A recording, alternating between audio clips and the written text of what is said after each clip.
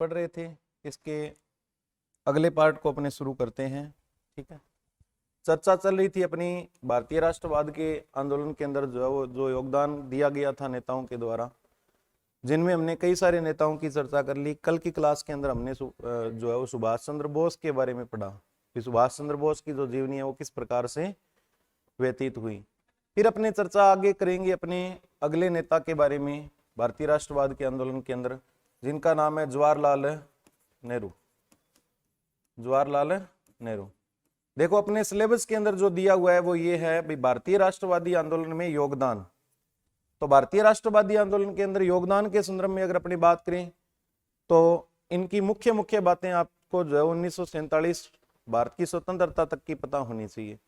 आगे की जो बातें हैं जैसे कि इनकी विदेश नीति से संबंधित जो बातें हैं, या इन्होंने जो है वो भारत में कई सारे कुछ अलग से प्रोजेक्ट जो है वो शुरू किए थे, क्योंकि भारत के अपनी बात करें भी स्वतंत्र भारत के प्रधानमंत्री भी कौन रहे थे?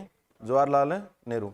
और लगातार 17 साल तक इन्होंने जो है वो प्रधानमंत्री का पद धारण करके रखा था। तो सर्वाधिक लंबा कार्यकाल भी इनका ही रहा है। ठीक है, कई सारी बातें हैं इनके संदर्भ में, क्योंकि स्वतंत्र होने के बाद में भी इन्होंने जो है वो अपना योगदान जो था वो दिया था। और अपने सिलेबस के अंदर जो दिया हुआ है वो ये है भी भारतीय राष्ट्रवादी आंदोलन के अंदर योगदान। तो इसके अंदर अपने बात करेंगे, मुख्य मुख्य बातें अपने को 1947 तक की पता होनी चाहिए। और जो हमने गांधी युग पढ़ा था उस गांधी युग के अंदर, हालांकि वहां पर सिलेबस के अंदर अपने महात्मा गांधी दिए हुए थे, लेकिन मैंने वहां पर जो है वो महात्मा गांधी के साथ साथ में आपको पूरा गांधी युग करवाया, ताकि हम आगे के जो नेता पढ़ेंगे उनमें आप लोगों को ज्यादा दिक्कत ना आए। ठीक है, घटनाएं सारी हमने समझ रखी है पहले से, अब इनके साथ में अपने जोड़ते जाएंगे। पहली बात अपने पढ़ेंगे तो जो है वो यानी कि बच्चों से प्रेम होने के कारण इनको एक शब्द दिया गया चाचा।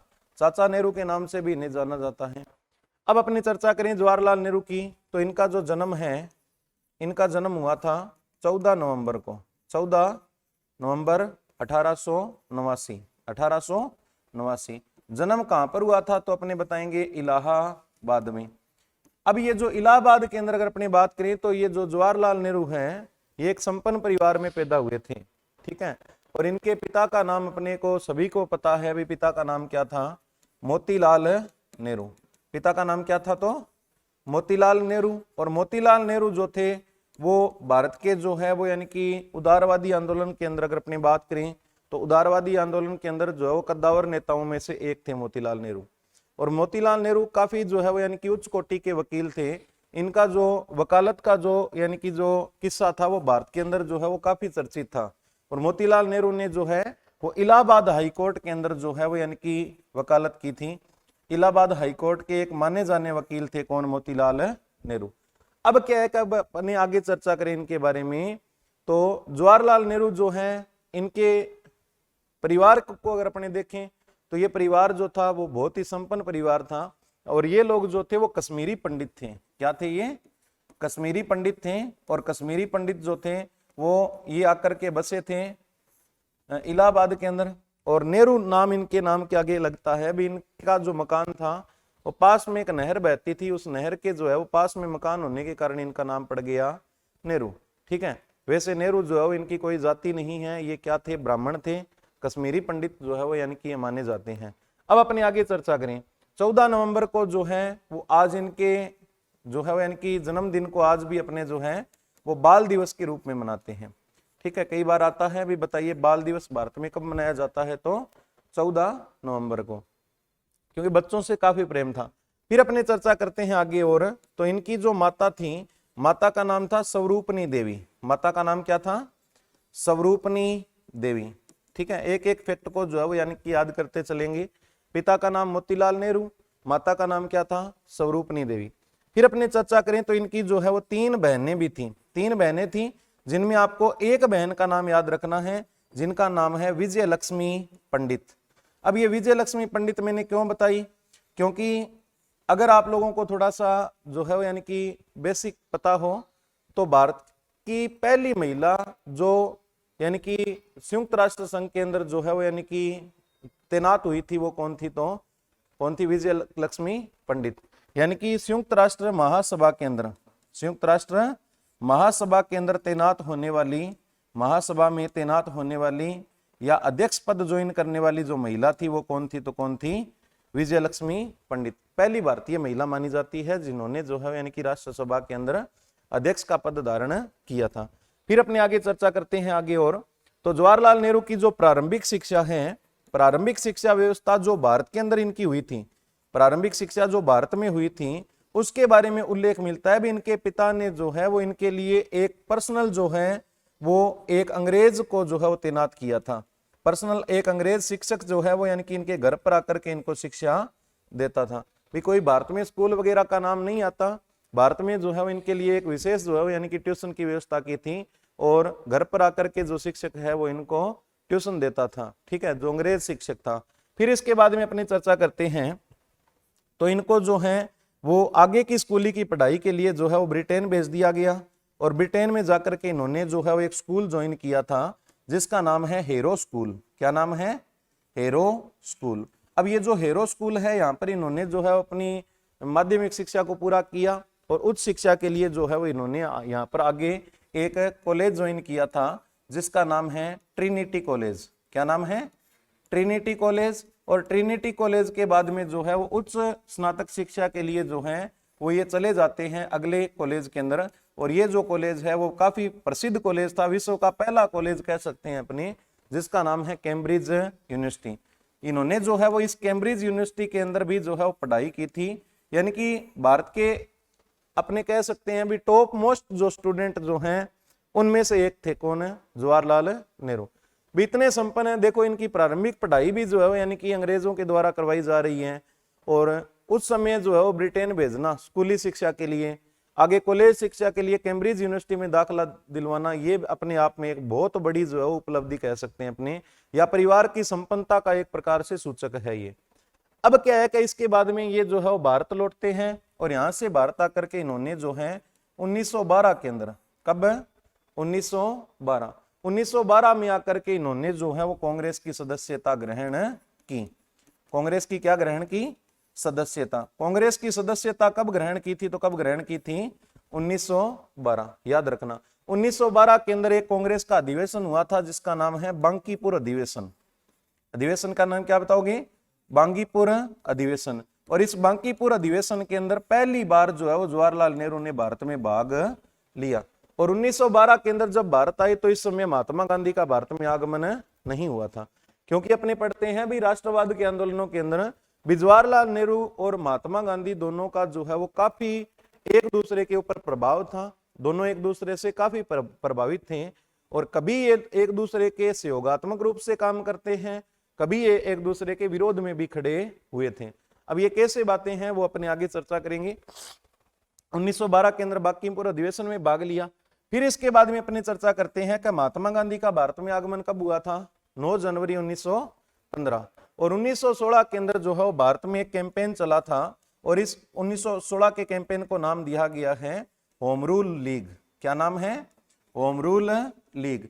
अब ये जो होम रूल लीग भारत में कैंपेन चलाया था, ये चलाया था किसने, एनी बिसेंट ने, एनी बिसेंट। और एनी बिसेंट जो थी वो थियोसॉफिकल सोसाइटी की संस्थापक भी मानी जाती है। किस सोसाइटी से संबंधित थी, थियोसॉफिकल। याद रखना, थियोसॉफिकल सोसाइटी का संबंध जो है वो किससे है, तो किससे बताएंगे, अपने एनी बेसेंट से। और इन्होंने जो भारत में कैंपेन चलाया होम रूल लीग, वो किसकी तर्ज पर चलाया गया था, ये कहां से आई थी, तो आयरलैंड की तर्ज पर इन्होंने जो है वो भारत में कैंपेन चलाया। और इस कैंपेन के अंदर इनका साथ दिया था बाल गंगाधर तिलक ने। किसने दिया था, बाल गंगाधर तिलक। और इसका जो मुख्य नारा था वो ये था कि भारत को डोमिनियन स्टेट प्रदान कर दिया जाए, भी भारत को अधिराज्य का दर्जा दे दिया जाए, उच्च जो शक्तियां हैं वो अंग्रेज अपने पास में रख ले, लेकिन भारत को जो है वो एक प्रकार से अधिराज्य का दर्जा दे दिया जाए। यानी कि होम रूल लीग की मुख्य मांग क्या थी, तो क्या मांग थी, डोमिनियन स्टेट। अब क्या है कि ये जो डोमिनियन स्टेट की मांग चली, या अपने कह सकते हैं, या अपने कह सकते हैं भी ये जो अधिराज्य की जो मांग हुई थी, इस मांग के अंदर जो है वो योगदान जो दिया था आगे जाकर के वो किसने दिया था, जवाहरलाल नेहरू। यानी कि इस डोमिनियन स्टेट की मांग के अंदर जवाहरलाल नेहरू भी इनके साथ में जुड़े और जवाहरलाल नेहरू ने भी जो है यानी कि इस होम रूल आंदोलन को आगे बढ़ाने में अपना योगदान दिया था। फिर इसके बाद में अपने आगे की चर्चा करते हैं। तो अपने पढ़ा 1919 के अंदर दो घटनाएं हुई थी। एक तो घटना बताई मैंने आपको रोलेट एक्ट, काफी विस्तार से बताया था, और एक घटना हुई जलियांवाला बाग हत्याकांड, जलियांवाला बाग हत्याकांड। अब ये जो दोनों घटनाएं हुई, इस घटनाओं के द्वारा जो है वो उल्लेख मिलता है कि जवाहरलाल नेहरू के जो यानी कि भाव थे राष्ट्रवाद के प्रति, उन भावों को सबसे ज्यादा आघात पहुंचा, और इन्होंने जो है 1919 के बाद में जो है वो पूर्ण रूप से अपने आप को जो है वो न्यौछावर कर दिया। किसके लिए? राष्ट्र के लिए। ठीक है, विराष्ट्र के लिए पूर्ण रूप से न्यौछावर कब कर दिया इन्होंने? 1919। फिर अपने चर्चा करते हैं आगे। 1920 के अंदर जो है वो कांग्रेस ने एक आंदोलन शुरू किया जिसका नाम है असहयोग आंदोलन। अब ये जो असहयोग आंदोलन चला, इसके बारे में हमने चर्चा की थी भी। असहयोग आंदोलन की शुरुआत किसने की थी? महात्मा गांधी ने। और ये जो असहयोग आंदोलन जब चला था तो इसकी शुरुआत कहां से हुई थी? 2 अगस्त 1920 से। और इससे पहले एक आंदोलन चला था भारत में, खिलाफत आंदोलन। अब ये जो असहयोग आंदोलन चला, तो इस असहयोग आंदोलन के अंदर जो है वो अपनी बात करें भी संयुक्त प्रांत की, किस प्रांत की? संयुक्त प्रांत की जो जिम्मेदारी दी गई थी वो किसे दी गई थी? जवाहरलाल नेहरू। यानी कि इस असहयोग आंदोलन को संयुक्त प्रांत में संचालित करने का जिम्मा उठाया था जवाहरलाल नेहरू ने। अब ये संयुक्त प्रांत क्या है? तो जो अपने अभी पढ़ा, इनका जो है वो यानी कि जन्म स्थान कौन सा है? इलाहाबाद। इलाहाबाद जो था, इलाहाबाद जो है वो किस प्रांत का भाग था? तो संयुक्त प्रांत का। यानी कि जवाहरलाल नेहरू का जो है या परिवार का जो दबदबा था वो ज्यादा कहां पर था? इलाहाबाद में। और इलाहाबाद के अंदर जो है वो काफी प्रभाव होने के कारण ही जो है वो महात्मा गांधी ने संयुक्त प्रांत की जिम्मेदारी दे दी किसको? जवाहरलाल नेहरू। और ये अपने पिता मोतीलाल नेहरू के साथ में जो है वो यहाँ पर आंदोलन को संचालित करते हैं। फिर हमने चर्चा की कि असहयोग आंदोलन जो था वो असफल तरीके से स्थगित हुआ। कब? चोरा चोरी हत्याकांड के बाद। कब घटा था ये हत्याकांड? 5 फरवरी 1922। और महात्मा गांधी ने अपने इस आंदोलन को 12 फरवरी 1922 के अंदर वापस ले लिया, और 10 मार्च 1922 को महात्मा गांधी को गिरफ्तार करके जेल में डाल दिया। ब्रूमफील्ड ने कितने साल की सजा सुनाई थी? 6 साल की। फिर इसके बाद में अपने चर्चा की थी कि 1922 के अंदर एक अधिवेशन आयोजित होता है, और ये अधिवेशन था गया अधिवेशन। याद आ गया होगा आपको, कौन सा अधिवेशन है? गया अधिवेशन, जिसकी अध्यक्षता की थी CR दास ने। और यहां पर जो है CR दास और मोतीलाल नेहरू, इन दोनों ने जो है वो यहां पर एक बात कही थी भी हमें प्रांतीय विधान परिषद के चुनाव में भाग लेना चाहिए। ठीक है, अध्यक्षता की थी किसने? CR दास ने। और यहां पर जब प्रांतीय विधान परिषद में चुनाव लेने की बात कही गई तो इनके सामने कुछ अपरिवर्तनवादी जो चुनाव लेने में इच्छुक नहीं थे, चुनाव लड़ने में, वो कौन कौन थे? जिनमें अपने चर्चा की राजेंद्र प्रसाद के अलावा एक चर्चा की थी अपने वल्लभ भाई पटेल, और एक अपने चर्चा की थी सी राजगोपालाचारी। अब ये जो इनके साथ में डॉक्टर अंसारी भी बताए थे मैंने आपको। तो ये कुछ कुल मिलाकर के जो लोग थे, इन्होंने कहा भी हम तो चुनाव नहीं लड़ेंगे, और इनको क्या कहा गया? अपरिवर्तनवादी। अब जब इन्होंने चुनाव लड़ने से मना कर दिया तो CR दास और मोतीलाल नेहरू ने जो है वो यहां से कांग्रेस से, कार्यकारिणी से इस्तीफा दे दिया। मतभेद हो गए और इन लोगों को कहा गया परिवर्तनवादी। क्या कहा गया? परिवर्तनवादी। और इन्होंने चुनाव लड़ने के बिंदु के ऊपर जो है वो आपस में टकराव हुआ दोनों का, और इन्होंने जो है वो चुनाव लड़ने के लिए मार्च 1923 में एक अलग से पार्टी स्थापित की जिसका नाम है कांग्रेस खिलाफत स्वराज्य पार्टी।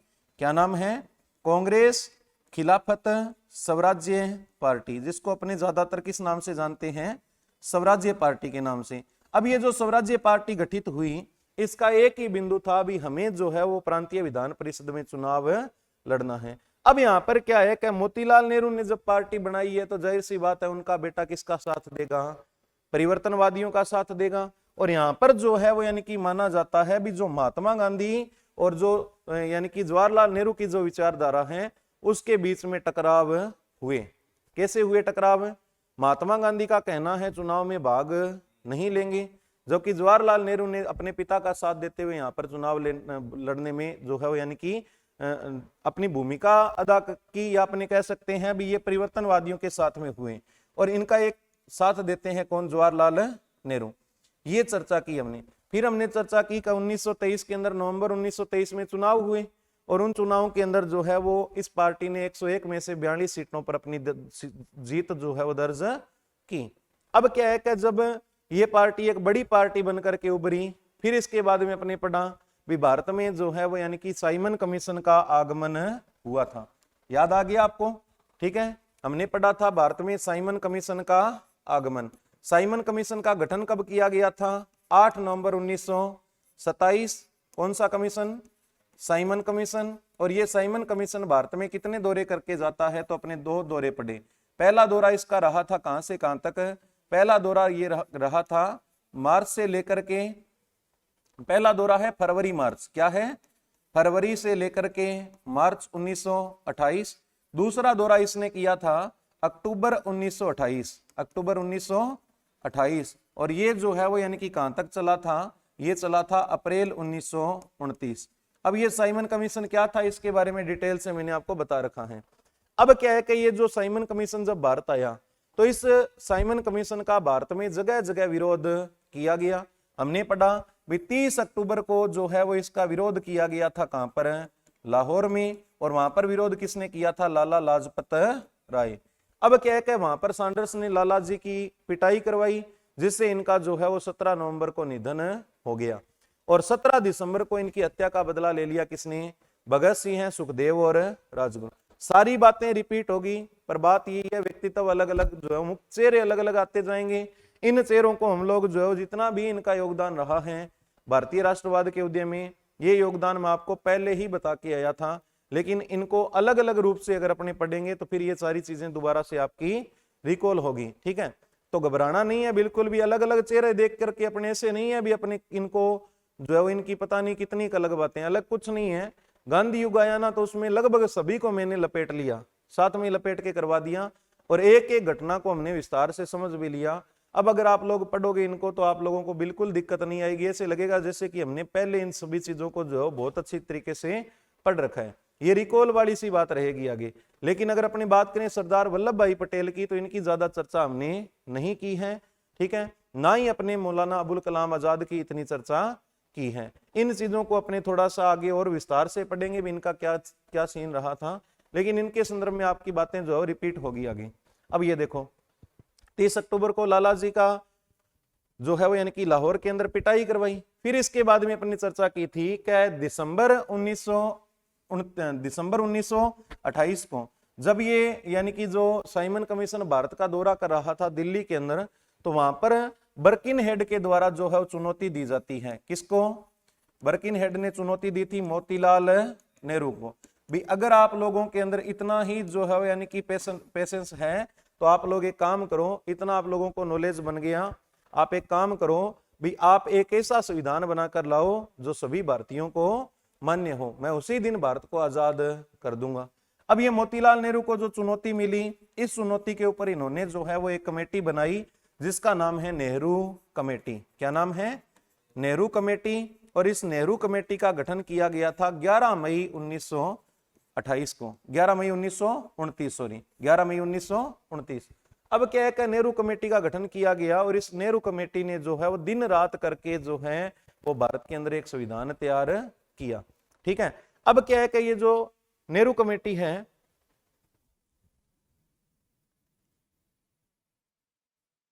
नेहरू कमेटी है, इसने जो संविधान तैयार किया, इसके लिए नेहरू कमेटी के अंदर अध्यक्ष बनाए गए थे किसे? मोतीलाल नेहरू। जिम्मा किसने ले लिया? मोतीलाल नेहरू ने। और इस कमेटी का जो सचिव बनाया गया था वो बनाया गया था इनके बेटे को, नाम है जिनका जवाहरलाल नेहरू। अब इन्होंने जो मांग पत्र दिया, कितने सूत्र का मांग पत्र था? 13 सूत्री मांग पत्र, जिसे क्या कहा जाता है? नेहरू रिपोर्ट। और नेहरू रिपोर्ट में मांग की गई थी भी हमें क्या चाहिए? अधिराज्य चाहिए, हमें पूर्ण स्वराज्य नहीं चाहिए। इसके अलावा मौलिक अधिकारों की मांग, और वो मैंने कई सारी बातें बताई थी भी सिंध प्रांत को जो है वो अलग से एक प्रांत का दर्जा दिया जाए। कई सारी बातें बताई थी मैंने आपको, जिनमें अगर अपनी बात करें तो ये मुख्य मांग थी कौन सी, भी भारत को अधिराज्य का दर्जा दिया जाना चाहिए। अब ये नेहरू रिपोर्ट जो है वो बर्किनहेड को सौंपी गई, लेकिन बर्किनहेड ने इसकी और कोई निर्णय नहीं लिया। फिर अपनी चर्चा की थी आगे कि 1929 के अंदर, दिसंबर 1929 के अंदर एक अधिवेशन आयोजित होता है जिसे कहा गया है लाहौर अधिवेशन। अब ये जो लाहौर अधिवेशन आयोजित हुआ, इसमें अध्यक्षता किसने की थी, जवाहरलाल नेहरू। अध्यक्ष कौन बने, जवाहरलाल नेहरू। और यहां पर इन्होंने कहा भी अब हमें अधिराज्य ही नहीं चाहिए, हम क्या लेंगे यहां पर, पूर्ण स्वराज्य, पूर्ण स्वराज्य। और पूर्ण स्वराज्य की मांग सबसे पहले किसने की थी, तो जवाहरलाल नेहरू। और जवाहरलाल नेहरू ने अपने जो सहयोगी थे उनको साथ में लेते हुए जो है वो 26 जनवरी 1930 को जो है वो भारत का प्रथम स्वतंत्रता दिवस भी मनाया, भारत का प्रथम स्वतंत्रता दिवस भी मनाया। और अपने पढ़ा था कि 31 दिसंबर की अर्धरात्रि को इन्होंने जो है वो लाहौर में रावी नदी के किनारे तिरंगा झंडा भी फहराया था। याद आ गई सारी बातें। अब यहां पर क्या है कि इस पूर्ण स्वराज्य की बात के ऊपर इनका विवाद हुआ सुभाष चंद्र बोस के साथ में, और सुभाष चंद्र बोस जो हैं वो यहां से इन लोगों की विचारधारा से अलग हुए। और इसी अधिवेशन के अंदर, लाहौर अधिवेशन में, महात्मा गांधी ने एक नए आंदोलन की रूपरेखा तैयार की जिसका नाम है सविनय अवज्ञा आंदोलन। अपने चर्चा की थी सविनय अवज्ञा आंदोलन की रूपरेखा तैयार करने वाले कौन थे, तो कौन थे, महात्मा गांधी। और महात्मा गांधी ने इस सविनय अवज्ञा आंदोलन का प्रस्ताव जो है वो जवाहरलाल नेहरू से पारित करवा लिया। फिर इसके बाद में अपनी चर्चा हुई थी कि सविनय अवज्ञा आंदोलन को शुरू करने से पहले महात्मा गांधी ने लॉर्ड इरविन को 11 सूत्री मांग पत्र दिया। और ये 11 सूत्री मांग पत्र जो दिया, इसमें जो है वो यानी कि कोई जो है वो यानी कि कदम इरविन ने नहीं उठाया। तो महात्मा गांधी ने क्या कहा कि मैंने घुटने टेक करके अंग्रेजों से रोटी मांगी थी, लेकिन बदले में मुझे पत्थर मिले। ये जो वक्तव्य थे वो किसके थे, महात्मा गांधी।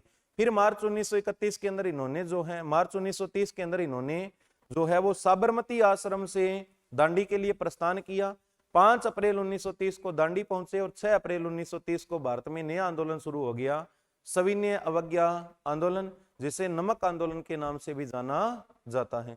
अब ये जो सविनय अवज्ञा आंदोलन चला, इसके अंदर अपने पढ़ा कि 1930 के अंदर जून के अंदर आते आते महात्मा गांधी को गिरफ्तार कर लिया और कांग्रेस को ही असंवैधानिक घोषित कर दिया। अब क्या है कि महात्मा गांधी जेल में थे और इनसे मुलाकात करते हैं सी राजगोपालाचारी, और इनको जो है वो यानी कि थोड़े टाइम के बाद में जेल से रिहा करवा दिया जाता है। और ये जेल से रिहा करके जो है वो यानी कि 5 मार्च 1931 को मिलते हैं किससे, लॉर्ड इरविन से। और इरविन ने कहा भी मेरे पास में आपको देने के लिए कुछ भी नहीं है, आप भारतीयों के लिए जो है वो यानी कि गोलमेज सम्मेलन हमने आयोजित किए हैं ब्रिटेन में, आप जाओ और उन गोलमेज सम्मेलन में भाग लो। अब क्या है कि जब ये गोलमेज सम्मेलन की बात आई तो गांधी का समर्थन किया जवाहरलाल नेहरू ने, और जवाहरलाल नेहरू ने इनको जो है वो यानी कि समर्थन किया। और इसी समर्थन के कारण महात्मा गांधी जाते हैं द्वितीय गोलमेज सम्मेलन में भाग लेने के लिए, जो 1931 में ब्रिटेन में आयोजित हुआ था। अपने पढ़ा 7 सितंबर से लेके जो है वो 1 दिसंबर 1931 तक ये गोलमेज सम्मेलन चला।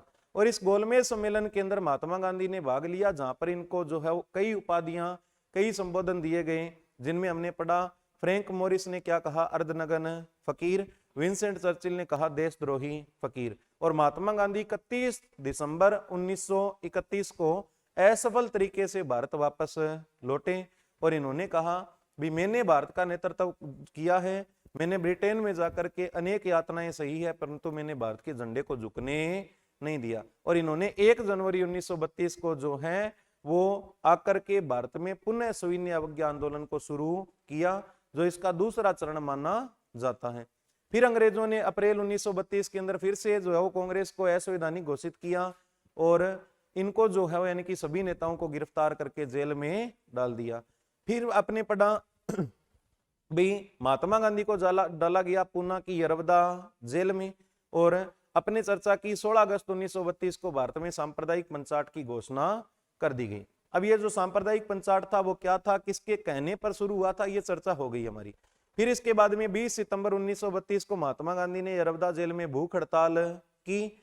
भी मैं भूख हड़ताल पर मरूंगा अगर जो अम्बेडकर ने इस सांप्रदायिक पंचायत को वापस नहीं लौटाया तो। फिर 26 सितंबर को आकर के जो है वो 1932 को भीमराव अंबेडकर मिलते हैं महात्मा गांधी से और दोनों के मध्य समझौता हुआ जिसे कहा जाता है पूना पैक्ट। पूना पैक्ट कब हुआ था? 1932।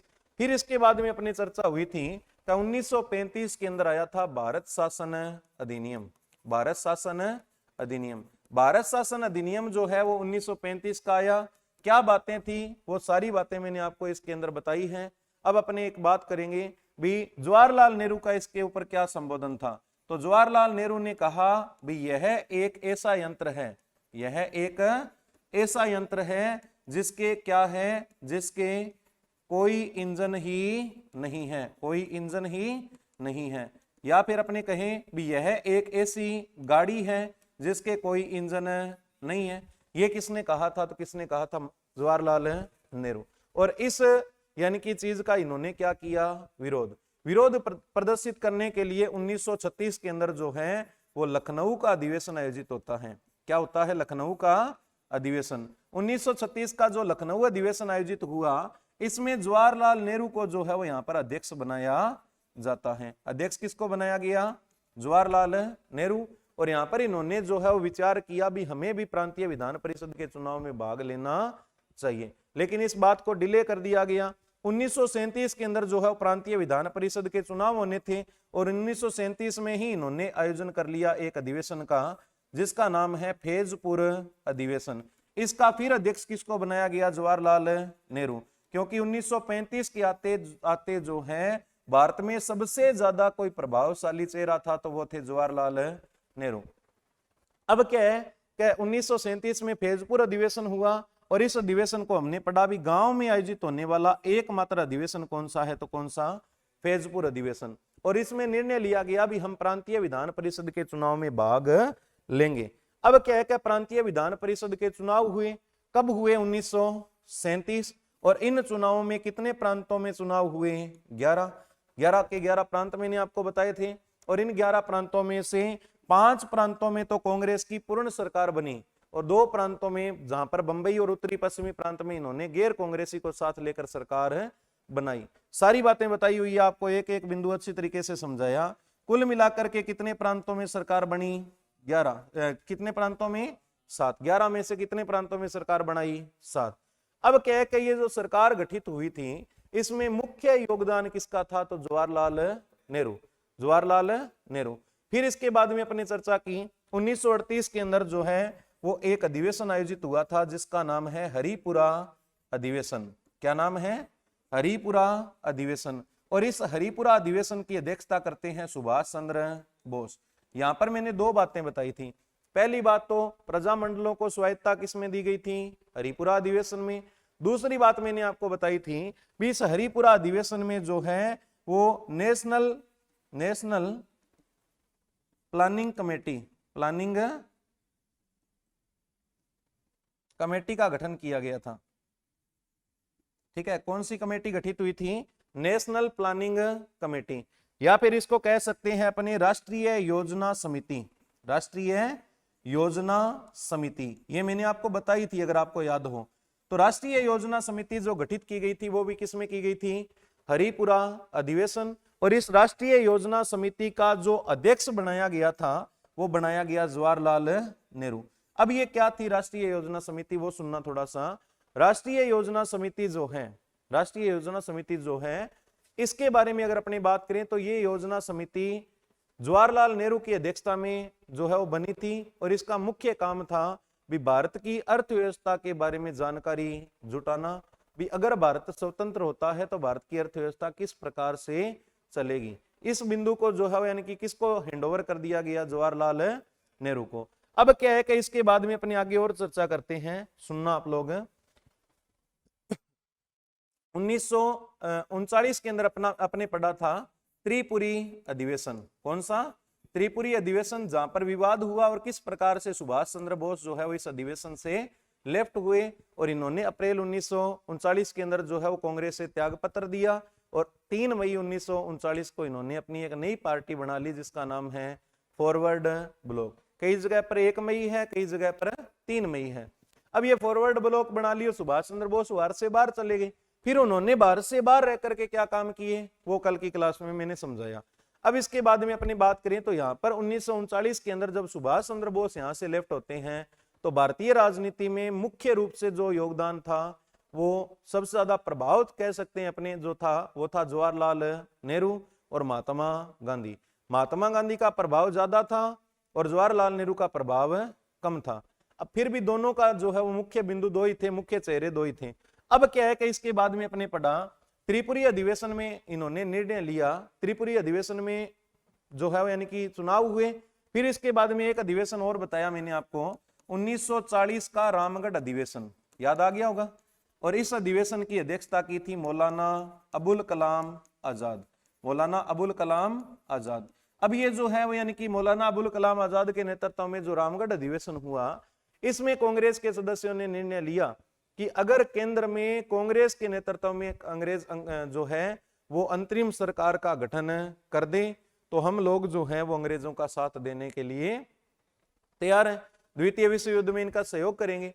अब क्या हुआ कि अंग्रेजों ने जो है या कह सकते हैं भारत के तात्कालिक वायसराय ने इस चीज के ऊपर इनको एक प्रस्ताव दिया और इस प्रस्ताव का नाम है अगस्त प्रस्ताव। क्या नाम है? अगस्त प्रस्ताव। और ये अगस्त प्रस्ताव दिया गया था 8 अगस्त 1940, 8 अगस्त 1940। और इस अगस्त प्रस्ताव को दीवार में ठुकी हुई जंग लगी हुई क्या बताया गया? कील। और ये जो जंग लगी हुई कील किसने कहा था? जवाहरलाल नेहरू। अब ये अगस्त प्रस्ताव क्या था ये मैंने आपको भारतीय राष्ट्रवाद के आंदोलन के अंदर मैंने अच्छी तरीके से बताया था। ये अगस्त प्रस्ताव क्या था, क्या इसमें बातें थी, सारी बातें मैंने आपको वहां पर अच्छी तरीके से बताई थी। 5-7 बातें हैं इसकी जो आपको याद रखनी है, जिसमें हमने पढ़ा संविधान सभा की सबसे पहली बात जो है वो किसमें कही गई थी? अगस्त प्रस्ताव। भारत को अधिराज्य का दर्जा दिया जाएगा, इस बात के ऊपर इनका विवाद हुआ और जवाहरलाल नेहरू ने इसको कहा भी ये तो क्या है, जंग लगी हुई एक कील। फिर इसके बाद में अपनी चर्चा हुई थी कि इस अगस्त प्रस्ताव के आने के बाद में भारत में शुरू हुआ व्यक्तिगत सत्याग्रह, व्यक्तिगत सत्याग्रह जिसे दिल्ली चलो आंदोलन का नारा, दिल्ली चलो आंदोलन भी कहा जाता है। अब एक बात कल हमने पढ़ी थी, दिल्ली चलो आंदोलन तो मैंने किसको बताया? व्यक्तिगत सत्याग्रह। कल हमने क्या चर्चा की थी? जब सुभाष चंद्र बोस अपनी आजाद हिंद फौज को लेकर के जब पूर्वी सीमा से भारत में प्रवेश कर रहे थे तब उन्होंने नारा दिया था दिल्ली चलो। नारा तो किसने दिया? सुभाष चंद्र बोस ने।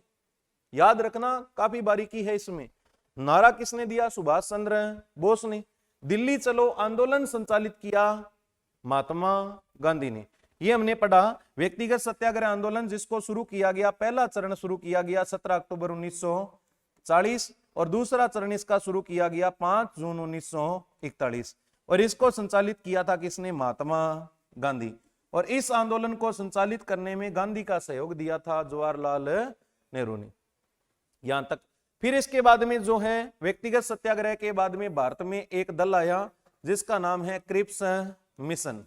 क्रिप्स मिशन गठन कब किया गया? 11 मार्च। भारत में कब आया? 22 मार्च। कांग्रेस को प्रस्ताव बताई 25 मार्च और जनता को प्रस्ताव बताए 29 मार्च। सारी बातें बताई। और क्रिप्स मिशन ने क्या बातें कही वो भी हम पढ़ के आए। फिर इसके बाद में बात अगर अपने करें तो क्रिप्स मिशन के बारे में टिप्पणी की गई थी जवाहरलाल नेहरू के द्वारा। क्या टिप्पणी की गई थी? कि क्रिप्स मेरे बहुत अच्छे मित्र हैं, क्रिप्स मेरे बहुत अच्छे मित्र हैं परंतु वो भारत में शैतान का दूत बनकर आए हैं। किसने कहा था? जवाहरलाल नेहरू। क्या कहा था? कि क्रिप्स मेरे बहुत अच्छे मित्र हैं परंतु भारत में क्या बनकर आए हैं? शैतान का दूत। फिर इसके बाद में इस क्रिप्स मिशन को पोस्ट डेटेड चेक किसने कहा था? महात्मा गांधी ने। और एक दिवालिया बैंक का चेक किसने कहा था? जवाहरलाल नेहरू। दिवालिया बैंक का क्या है? एक चेक है। ये किसने कहा था? तो जवाहरलाल नेहरू। ये बातें जवाहरलाल नेहरू की हमने पढ़ी। फिर इसके बाद में जो है वो अपने चर्चा की थी कि आंदोलन शुरू हुआ भारत छोड़ो आंदोलन। भारत छोड़ो आंदोलन के अंदर भी सक्रिय भूमिका निभाई थी जवाहरलाल नेहरू ने। फिर इसके बाद में अपने चर्चा की आगे भी सी राजगोपालाचारी फॉर्मूला आया, और इसके अलावा लियाकत देसाई फॉर्मूला आया, वेवेल योजना आई, जहां पर जवाहरलाल नेहरू का कोई विशेष योगदान नहीं रहा। वेवेल योजना के अंदर जो 21 सदस्यीय मंत्रिमंडल भेजा गया, जिसके अध्यक्ष थे मौलाना अबुल कलाम आजाद। कांग्रेस ने अपना अध्यक्ष बनाया मौलाना अबुल कलाम आजाद को और लीग ने अपना अध्यक्ष बनाया मोहम्मद अली जिन्ना। दोनों मुलाकात करते हैं, वेवेल योजना का भी कोई परिणाम नहीं निकला। फिर अपने अगली चर्चा की थी 1946 के अंदर आया कैबिनेट मिशन। क्या आया 1946 में? Cabinet mission. और कैबिनेट मिशन ने जो प्रस्ताव दिए, ये अपने चर्चा की। गठन किया गया 14 मार्च 1946 को, भारत में आया 24 मार्च 1946। और कैबिनेट मिशन ने जो बातें कही, जिनमें पहली बात थी भी भारत में संविधान सभा का निर्माण करेंगे, जिनमें कितने सदस्य होंगे? 389, जिनमें एक सदस्य जो है वो 10 लाख जनता का प्रतिनिधित्व करेगा। अब क्या है, जो कैबिनेट मिशन भारत में आया, इस कैबिनेट मिशन के अंदर 14 सदस्यीय मंत्रिमंडल का गठन किया गया। हमने पढ़ा 14 के 14 सदस्य, 14 के 14 सदस्यों का विभाग हमने पढ़ा, जिनमें हमने चर्चा की थी कि जो जवाहरलाल नेहरू हैं, जवाहरलाल नेहरू को जो है वो यानी कि मंत्रिमंडल में पद दिया गया था किसका? विदेशी मामले, और विदेशी के साथ में इनको दिया गया कौन से मामले? राष्ट्रमंडल के मामले। ये किसको दिए गए थे? जवाहरलाल नेहरू। और इनको अंतरिम सरकार के अंदर जो है वो इन्होंने एक सक्रिय भूमिका के अंदर काम किया था। अब क्या है, इसके बाद में अपनी चर्चा करते हैं। 1947 में भारत आजाद हुआ और 26 जनवरी 1950 को भारत का संविधान लागू हुआ। और भारत के प्रथम प्रधानमंत्री कौन रहे थे? जवाहरलाल नेहरू। 1947 से लेकर 1964 तक भारत के प्रधानमंत्री कौन रहे थे? तो जवाहरलाल नेहरू। अब ये सारी की सारी बातें हैं जवाहरलाल नेहरू के संदर्भ में, जो इनका भारतीय राष्ट्रवाद के अंदर योगदान के रूप में पढ़ा जाता है। जो सारी बातें हमने पहले से जो है वो यानी कि कवर कर ली है, इनके अंदर घटनाएं जो थी वो हमने सारी बढ़िया तरीके से कवर कर ली और इनको एक बार रिपीट कर लिया हमने। जन्म कब हुआ? 14 नवंबर 1889। 14 नवंबर को क्या मनाते हैं? बाल दिवस। इलाहाबाद के कश्मीरी पंडित थे, ठीक है। और पिता का नाम मोतीलाल नेहरू, माता का नाम स्वरूपनी देवी, बहनें कितनी थी? 3, जिनमें विजय लक्ष्मी पंडित जो है वो संयुक्त राष्ट्र महासभा की क्या रही थी? अध्यक्ष रही थी। फिर इसके बाद में प्रारंभिक शिक्षा कहां पर हुई? भारत में, अंग्रेज के द्वारा। और फिर उच्च शिक्षा के लिए इन्होंने हेरो स्कूल को ज्वाइन किया ब्रिटेन में, इंग्लैंड में। फिर इसके बाद में अपने चर्चा की भी, इन्होंने जो है वो ट्रिनिटी कॉलेज में भी दाखिला लिया और आगे कैम्ब्रिज यूनिवर्सिटी से इन्होंने जो है वो स्नातक की शिक्षा पास की। और भारत आए 1912 के अंदर आकर के कांग्रेस से जुड़े और 1912 के अंदर कांग्रेस का अधिवेशन हुआ बांकीपुर, जहां पर जवाहरलाल नेहरू ने सक्रिय भूमिका में काम किया। फिर इसके बाद में 1916 में भारत में जो है वो होम रूल आंदोलन चला। होम रूल आंदोलन चलाया किसने था? Annie Besant. थियोसॉफिकल सोसाइटी की सदस्य कौन थी? Annie Besant. होम रूल आंदोलन किसकी तर्ज पर चला था? आयरलैंड की तर्ज पर। और इसके अलावा हमने चर्चा की थी इसमें साथ दिया था बाल गंगाधर तिलक और जवाहरलाल नेहरू ने। फिर इसके बाद में अपनी चर्चा की 1919 में एक रोलेट एक्ट और एक जलियांवाला बाग हत्याकांड। 1920 में असहयोग आंदोलन में संयुक्त प्रांत के अंदर इस आंदोलन को संचालित किसने किया? जवाहरलाल नेहरू ने। गया अधिवेशन, अध्यक्षता CR दास। नई पार्टी का समझौता हुआ और इसको पार्टी बनी मार्च 1923 में कांग्रेस खिलाफत स्वराज्य पार्टी, जिसके अध्यक्ष बने CR दास। और यहाँ पर जो है वो यानी कि सक्रिय कार्यकर्ता रहे थे कौन? जवाहरलाल नेहरू। अपरिवर्तनवादी और परिवर्तनवादी दो धड़ों में गुट बंटा। फिर इसके बाद में अपने चर्चा की बर्किनहेड की चुनौती, जिसके ऊपर बनी नेहरू रिपोर्ट। और नेहरू रिपोर्ट जो है, इसके लिए नेहरू कमेटी का गठन किया गया। ये 11 मई 1928 की बात है, सॉरी, ठीक है। और नेहरू रिपोर्ट तैयार हुई, कोई परिणाम नहीं निकले, तो फिर लाहौर अधिवेशन के अंदर जो है वो जवाहरलाल नेहरू ने नारा दिया पूर्ण स्वराज्य का। फिर इसके बाद में अपनी चर्चा की थी आगे, 26 जनवरी 1930 को भारत का पहला स्वतंत्रता दिवस भी जवाहरलाल नेहरू के नेतृत्व में मनाया गया। फिर अपने चर्चा की 1935 में भारत शासन अधिनियम, जिसे एक बिना इंजन की गाड़ी किसने कहा? जवाहरलाल नेहरू। फिर इसके बाद में 1936 के अंदर लखनऊ अधिवेशन, जवाहरलाल नेहरू को अध्यक्ष बनाया गया। 1937 के फैजपुर अधिवेशन में भी अध्यक्ष बने जवाहरलाल नेहरू। और फैजपुर अधिवेशन में निर्णय लिया गया भी हम चुनाव में भाग लेंगे। 11 प्रांतों में चुनाव हुए, जिनमें 7 में कांग्रेस ने सरकार बनाई। फिर अपने चर्चा की 29-30 अक्टूबर 1939 को इस मंत्रिमंडल ने त्याग पत्र दिया और 22 दिसंबर 1939 को मुक्ति दिवस मनाया मुस्लिम लीग ने। वो सारी बातें पढ़ी थी हमने पहले ही। फिर इसके बाद में 1938 में हरिपुरा अधिवेशन, सुभाष चंद्र बोस अध्यक्ष, और यहाँ पर जो है वो नेशनल प्लानिंग कमेटी का गठन किया गया। राष्ट्रीय योजना समिति के अध्यक्ष बने कौन? जवाहरलाल नेहरू। फिर इसके बाद में अपनी चर्चा हुई थी क्या 1939 में त्रिपुरी अधिवेशन विवाद हुआ। 1940 में रामगढ़ अधिवेशन, कांग्रेस के नेतृत्व में अगर अंतरिम सरकार बनती है तो कांग्रेस जो है वो अंग्रेजों का सहयोग करेगी, परंतु दिया गया क्रिप्स प्रस्ताव, अगस्त प्रस्ताव, जिसको कहा गया भी ये तो क्या है, एक दीवार में ठुकी हुई जंग लगी हुई कील है। फिर व्यक्तिगत सत्याग्रह आंदोलन चला, क्रिप्स मिशन भारत आया। क्रिप्स मिशन के बारे में कहा गया भी स्टेफर्ड क्रिप्स मेरे बहुत अच्छे मित्र हैं, परंतु भारत में जो है वो शैतान का दूत बनकर आए हैं।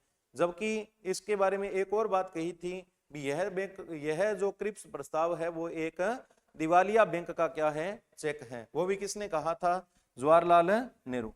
अब आगे सुनना आप लोग, इनके जो कुछ बातें और हैं, जैसे कि अगर अपनी बात करें तो बात आती है 17 अक्टूबर 1963। 17 अक्टूबर 1963 को भारत में भाखड़ा नांगल बांध का उद्घाटन समारोह था। कौन से बांध का? भाखड़ा नांगल बांध, जो कि कहां पर है? हिमाचल प्रदेश। ठीक है। अब क्या है कि भाखड़ा नांगल बांध का जब उद्घाटन समारोह था तो इस बांध की ऊंचाई को देख करके, 228 मीटर ऊंचा बांध है, ये भारत का सबसे ऊंचा कंक्रीट निर्मित बांध भी माना जाता है। इस भाखड़ा बांध को देख करके जो है, इस भाखड़ा बांध को जवाहरलाल नेहरू प्रधानमंत्री थे इस समय, और जवाहरलाल नेहरू ने कहा कि यह एक अद्भुत चमत्कारिक विराट वस्तु है। चमत्कारिक विराट वस्तु, यानी कि भाखड़ा नांगल बांध को जो है वो एक अद्भुत चमत्कारिक विराट वस्तु किसने कहा था? जवाहरलाल नेहरू। और यहां पर इन्होंने कहा भी बांध ही जो है वो आधुनिक भारत के मंदिर हैं। बांध ही क्या है? आधुनिक भारत के मंदिर हैं। यानी कि ये जो प्रोजेक्ट जो पूरा हुआ था वो किसके काल में हुआ था? तो जवाहरलाल नेहरू। और इनके प्रधानमंत्रित्व के काल में ही जो है भारत के अंदर IIT, IIM, ठीक है, इसके अलावा एम्स जो है, ये जो बड़ी बड़ी जो संस्थाएं हैं, ठीक है, ये जो संस्थाएं हैं, बड़ी बड़ी संस्थाएं, ये संस्थाएं किसके काल में गठित हुई थी? तो किसके काल में? जवाहरलाल नेहरू के काल में। फिर इसके अलावा अगर अपनी बात करें तो इन्होंने जो है वो चीन के साथ में एक समझौता किया था जिसका नाम है पंचशील समझौता। और पंचशील समझौते के तहत एक नारा दिया गया था भारत में भी हिंदू चीनी भाई भाई, हिंदू चीनी भाई भाई। और ये जो है वो पंचशील सिद्धांत के बाद में चीन के प्रति आश्वस्त हो गए, क्योंकि चीन और भारत लगभग एक साथ में ही आजाद हुए थे। अब क्या है, चीन के साथ में समझौता कर लिया और ये जो है वो यानी कि चीन के प्रति एकदम से जो है वो यानी कि अवसादी हो गए, और इनको लगने लग गया भी चीन जो है वो कभी भी हमारा बुरा नहीं करेगा। और इसी का परिणाम निकला भी चीन ने छल कपट से बिना चेतावनी दिए भारत के ऊपर 1962 में क्या कर दिया? आक्रमण। और एक इनके काल में युद्ध हुआ, जो युद्ध किनके मध्य हुआ? भारत और चीन के मध्य। ठीक है, याद रखना, चीन के प्रति जो पंचशील सिद्धांत के अंदर इनका उदारवादी रवैया था वो भारत के लिए घातक भी सिद्ध हुआ था। इसके अलावा अगर अपनी और बात करें तो विदेश नीति के अंदर जो है गुट निरपेक्षता का सिद्धांत किसके द्वारा दिया गया था? जवाहरलाल नेहरू। भी हम किसी भी गुट में शामिल नहीं होंगे, ना तो मित्र राष्ट्रों में और ना ही दूरी राष्ट्रों में। हमारा जो है वो सिद्धांत ये है भी हम तो गुट निरपेक्ष हैं। गुट निरपेक्ष राज्य की जो उदाहरणा दी थी वो किसने दी थी? जवाहरलाल नेहरू। और समाजवाद को भारतीय इतिहास में सबसे ज्यादा बढ़ावा देने वाले कौन थे? जवाहरलाल नेहरू। समाजवाद पर बल किसने दिया था? तो जवाहरलाल नेहरू। इनका एक नारा भी था कि हाँ मैं समाजवादी हूं, हाँ मैं समाजवादी हूं। ठीक है, मैं समाजवादी हूं। दोबारा रिपीट किया, हाँ मैं समाजवादी हूं। ये नारा किसने दिया था? जवाहरलाल नेहरू। फिर इसके बाद में अपने आगे और चर्चा करते हैं जवाहरलाल नेहरू की। तो जवाहरलाल नेहरू ने जो है भारत के अंदर सांप्रदायिकता को जो है वो बिल्कुल ही खत्म करने का प्रयास किया, क्योंकि जब भारत आजाद हुआ था तो उस समय जो है वो भारत जो था वो सांप्रदायिकता से काफी घिरा हुआ था। इस सांप्रदायिकता को खत्म करने में भी मुख्य योगदान किसका है? जवाहरलाल नेहरू। इसके अलावा अगर अपनी बात करें जो क्षेत्रीय पार्टियां हैं, इन क्षेत्रीय पार्टियों को भी बढ़ावा दिया था किसने? जवाहरलाल नेहरू। इनके प्रधानमंत्रित्व के काल में जो है वो काफी क्षेत्रीय पार्टियों का उदय हुआ था। पहले कांग्रेस एक पार्टी थी, बाद में धीरे धीरे करके भारत में जो है वो काफी पार्टियां बनी थी और इन पार्टियों को अपने सामने रखा, इनको बढ़ावा दिया ताकि विपक्ष भी मजबूत हो। इनका मानना था कि जब तक विपक्ष मजबूत नहीं होगा तब तक जो है वो यानी कि शासन चलाना जो है वो यानी कि शासन के अंदर जो है वो सकारात्मकता की जो भावना है वो नहीं आएगी। ठीक है, इसके अलावा अगर अपनी और बात करते हैं जवाहरलाल नेहरू की, तो जवाहरलाल नेहरू के संदर्भ में बात आती है भी जवाहरलाल नेहरू ने किताब लिखी थी, किताब का नाम है discovery of India, discovery of India. ठीक है, भी माई एक्सपेरिमेंट विद ट्रूथ किसकी बताई थी मैंने आपको, महात्मा गांधी, जबकि डिस्कवरी ऑफ इंडिया किसने लिखी थी, जवाहरलाल नेहरू।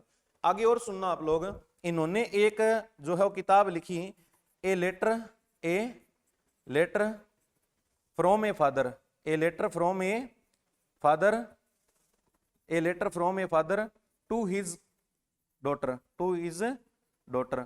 ये जो किताब लिखी वो भी किसने लिखी थी, जवाहरलाल नेहरू। भी इन्होंने जो है अपनी पुत्री को एक पत्र लिखा था, पुत्री का नाम है इंदिरा गांधी। इंदिरा गांधी को जो पत्र लिखा, इसके ऊपर एक किताब लिखी गई है जिसका नाम क्या है, a letter from a father to his daughter. ये किसने लिखा था, तो जवाहरलाल नेहरू। ये भी किताब है एक। ठीक है, इसके अलावा अगर अपनी बात करते हैं तो जसवंत सिंह ने किताब लिखी, जसवंत सिंह ने किताब लिखी और इस किताब के अंदर इन्होंने, इस किताब का नाम है the partition of India, the partition of India. The partition of India जो किताब लिखी थी वो किसने लिखी थी, तो किसने लिखी थी, जसवंत सिंह। और इसमें ये कहते हैं भी जवाहरलाल नेहरू जो थे उनके मोहम्मद अली जिन्ना के साथ में संबंध अच्छे नहीं थे, इनके संबंध कभी भी अच्छे नहीं रहे, जिसके कारण मोहम्मद अली जिन्ना कांग्रेस में, जवाहरलाल नेहरू का दबदबा होने के कारण मोहम्मद अली जिन्ना कभी कांग्रेस के प्रति सकारात्मक सोच नहीं बना पाई। ठीक है, क्योंकि इन दोनों के आपस में मतभेद थे, दोनों की एक दूसरे के साथ बनती नहीं थी।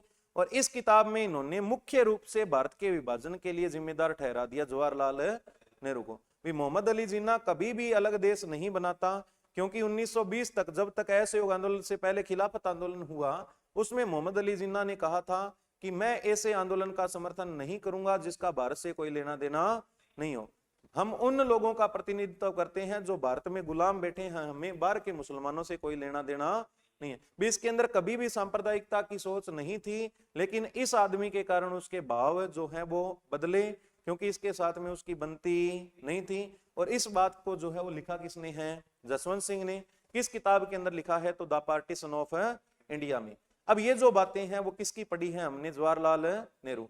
और एक इनके जो है वो यानी कि जो सबसे ज्यादा जो आलोचना का कारण ये है भी इन्होंने परिवारवाद को बढ़ावा दिया था। ठीक है, परिवारवाद को बढ़ावा दिया, अपनी बेटी को आगे लेकर आए। हालांकि हो सकता है उस समय जो है इंदिरा गांधी अपने आप में बहुत ज्यादा योग्य थी, परंतु हो सकता है इसके समकालीन और भी भारत के ऐसे नेता होंगे जो अपने आप में योग्य होंगे। 17 साल तक जो है वो यानी कि प्रधानमंत्री पद पर रहने के बाद में इन्होंने आगे परिवारवाद को बढ़ावा दिया था।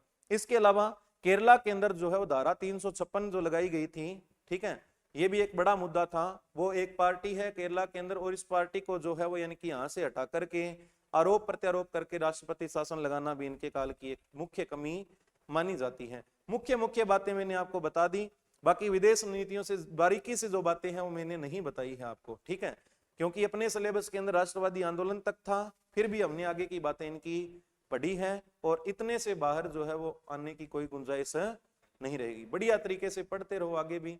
ठीक है, अपनी जो है वो 10 से 1 क्लासें और लगेगी जिनमें हम धर्म सुधार आंदोलनों के बारे में भी बात करेंगे।